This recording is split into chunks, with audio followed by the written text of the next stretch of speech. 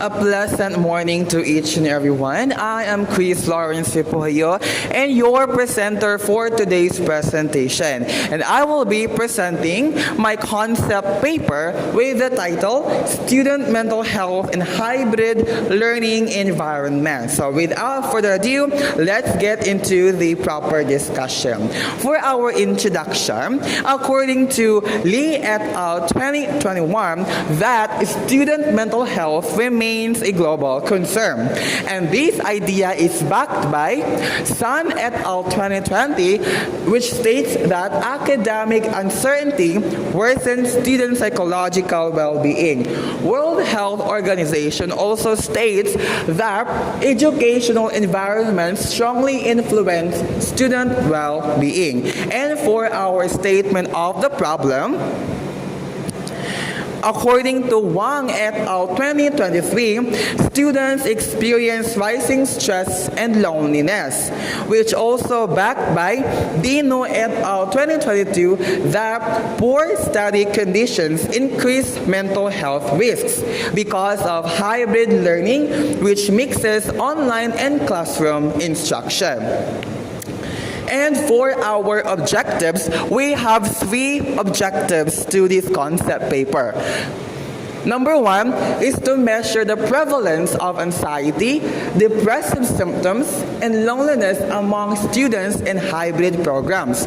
Number 2 is to identify modifiable risk factors related to digital access study, environment, and institutional communication. And for number 3 is to pilot a brief support package combining digital literacy coaching, peer connection activities, low-intensity mental health resources, and evaluate feasibility. And for our rationale, according to Lee et al. 2021, that the need for school-based interventions are important and necessary precautionary measures, considering to the fact that mental health among students are a global concern. This also links learning to digital fatigue and social isolation, creating risks unmet by standard counseling services, which is stated by Wang et al. 2023. And for our significance of this concept paper, we have number 1, this concept explores understudied intersecting mental health factors. Number 2 is digital connection impacts students' psychological well-being significantly. Number 3 is to academic precarity worsens students' stress and anxiety. Number 4, hybrid learning creates unique mental health challenges. Number 5, findings will guide institutional policy development. Number 6, low-cost interventions can reduce loneliness. And last but not the least, flexibility learning can be preserved safely. And for our methodology, I will use mixed method sequential explanatory design.